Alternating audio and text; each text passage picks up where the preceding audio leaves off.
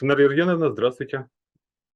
Рад приветствовать Здравствуйте. вас на пятом международном фестивале древних технологий и культурных коммуникаций Дэштор. Поздравляю вас с тем, что мы это сделали. Это у нас, получается, такой небольшой юбилей, пятый фестиваль уже. Первый прошел в Спасибо. вашем Лисаковском музее оффлайн, то есть вживую, можно сказать. Это было знаменательное событие. Вам слово. Қайырлы күн, құрметті фестиваль қатысушылары. Добрый день, уважаемые участники фестиваля. Я сегодня очень рада объявить об открытии пятого международного фестиваля древних технологий и культурных коммуникаций имени Тура Хейердала Дэштор в формате онлайн. Я именно акцентируюсь в формате онлайн, потому что в этом году на самом деле фестиваль проходит в двух форматах: офлайн и онлайн. Буквально на той неделе прошел фестиваль в городе Кустанае на берегу реки Тобол, который проводил Кустанайский областной историко-краеведческий музей. Мероприятие было очень насыщенное, интересное. Приехали археологи, историки, культурологи, реконструкторы, воины-реконструкторы, художники-прикладники, мастера-ремесленники из Казахстана и других стран.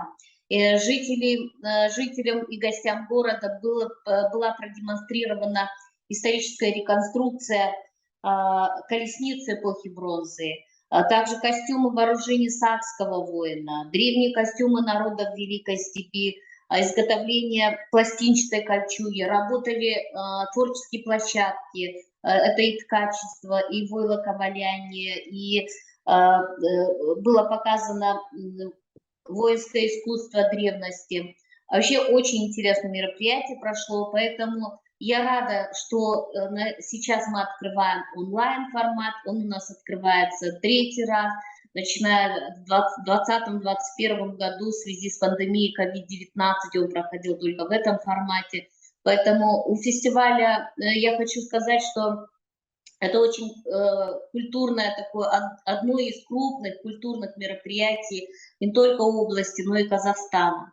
И я желаю всем просмотра интересных материалов, чтобы мы увидели и просмотрели, сердечного общения, эмоций, впечатлений.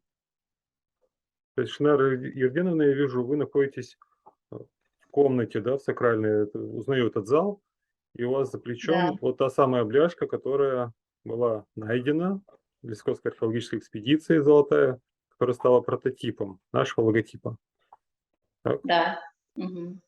Я нахожусь в сакральной комнате нашего музея, где находится логотип, можно сказать, эмблема нашего международного фестиваля древних технологий и культурных коммуникаций. Это вот эта золотая бляшка, вот вы ее видите, да, потому что я думаю, что все как бы видят на сайте изображение на приглашениях, а сам оригинал этого предмета, ну, хотелось бы многим увидеть, поэтому вот мы вам его показываем.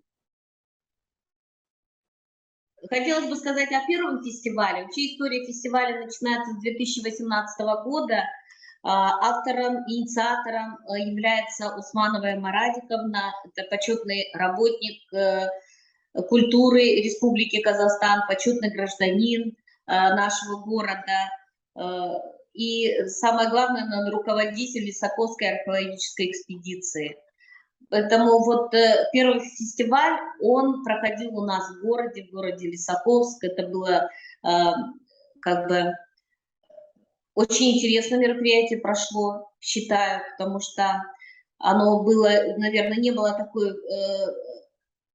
подготовки, но вот именно, как говорится, все гости, которые к нам приехали, это из России гости, и с Казахстана, ну и с нашей, получается, страны, привезли, наверное, что-то новое в наш город, потому что для жителей нашего города это было ново. Это и поединок воинов, сакского воина и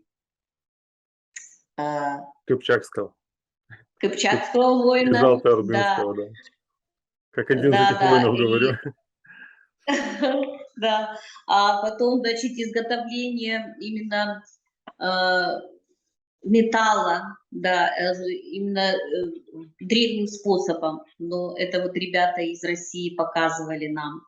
Поэтому все это было, конечно, очень интересно. Я думаю, что фестиваль удался, и именно вот в 2019 году, уже, наверное, просмотрев материалы первого фестиваля, МА Радико мне поступило предложение о проведении второго фестиваля, одного из крупных наших предприятий, это Полиметалл Евразия, который предложили стал спонсором этого фестиваля.